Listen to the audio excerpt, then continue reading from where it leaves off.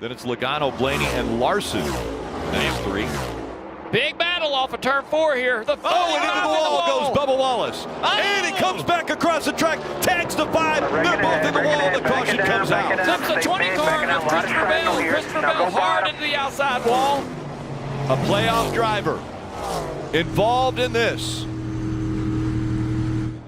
That hard racing by the 5. And the 45 now has caught up the 20 of Christopher Bell. Well, if that wasn't intentional, I don't know what was. You okay? Bubba Wallace out of the car. The AMR safety crew to him as he is walking down the racetrack. Larson's going to go to the bottom here into turn 3. Harvick backs out. The 5 sliding up the racetrack,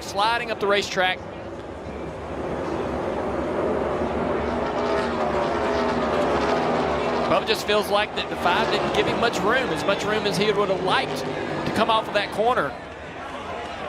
Kind of chasing him up the track here. Yeah, Larson's got him in a bad spot right there and gets him in the wall. Then they go down the front straightaway, and it just looks like to me Bubba hangs a left to retaliate.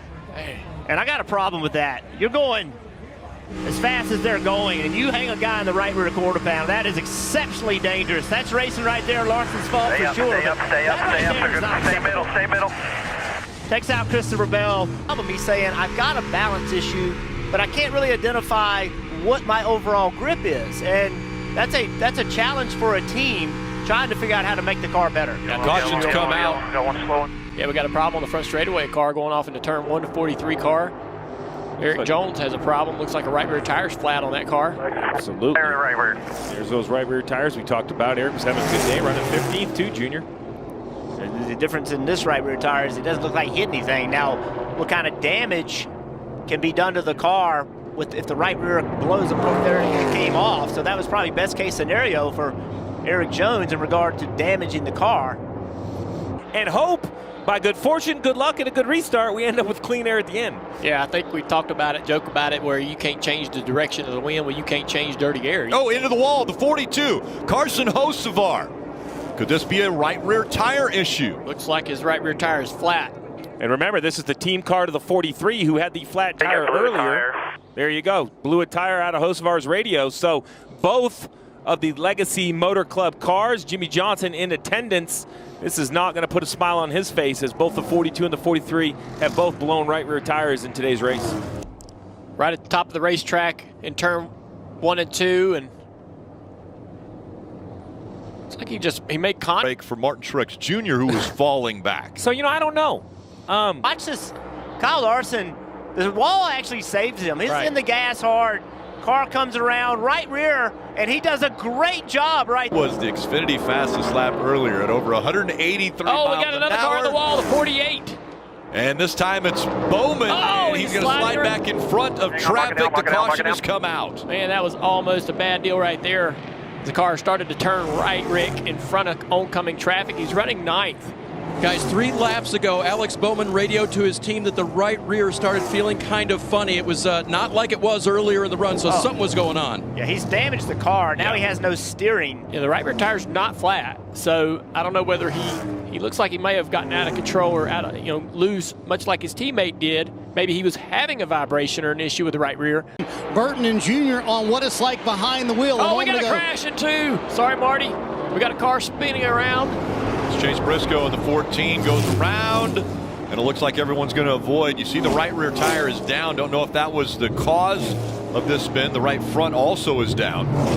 Yeah, Chase Briscoe running 25th. Got way up the racetrack. This car underneath him. Briscoe, here he is, just way up the racetrack, trying to get on the outside of Allmendinger. Got in the wall and then comes up, makes a little contact with the wall, and luckily, as he comes down the track, not a lot of oncoming traffic really to have to worry about. Momentum working this time for the 1 of Larson. Oh, we got a car in the wall off of turn 2, the 54 car. Ty Gibbs into the wall, and the caution comes out. Looked like that car might either got loose or blew a right front tire. That was a, there you go, blew a right front tire. Car just went straight into the fence. And the wheel came off too. Uh-oh. So the car went straight into the wall. Looks like it's cut. So that's what happens, Rick. So if the wheel comes off, I was just making sure where that wheel ends up right there. It was getting closer to pit road. So what can happen? I don't know if, yeah, it's cut. So Popped in the air. See, watch this car. Or this is a right front wheel issue. This is a right front that's not tight. Boom. I think that's the right front wheel falling off. Yeah. Or correct, getting to the end of the snout. There you go. Yeah, I think this whole thing has started because it wasn't tight. That 14 car made that great move at Darlington to win and get into the playoffs. Well, now they're eliminated, and just even here at Las Vegas, removing equipment on the green flag cycle, and now he's 2 laps down to the field. Crash. Big crash. Car around into the wall. Big crash. Caution's out. It's Austin Dillon. It was getting into turn 3. It was, I don't know what started it, but there was contact with another car, and it shot him.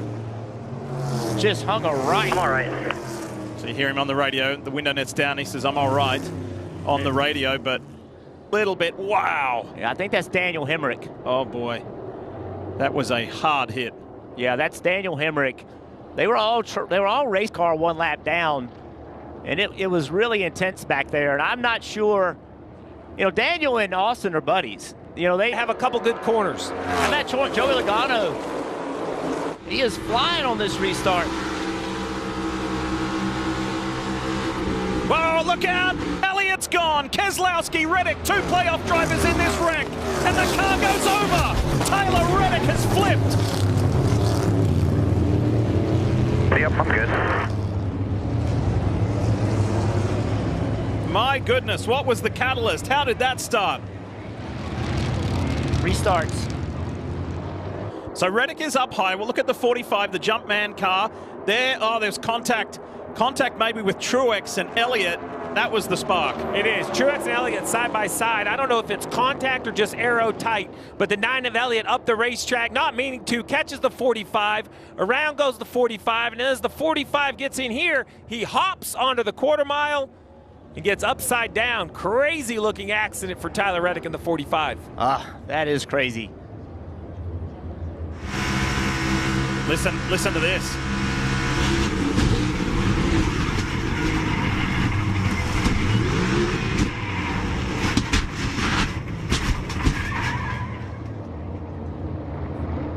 Yeah, contact. It just looks like to me, Truex is up the racetrack. I believe is broken on the 45, so he's done, which you would imagine after a wreck like this.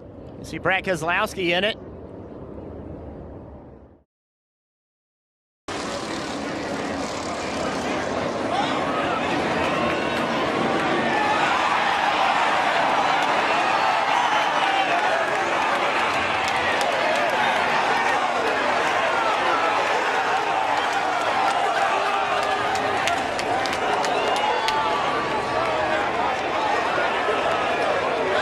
Clearly, Bubba Wallace, obviously, exceptionally frustrated. NASCAR trying to get him calmed down.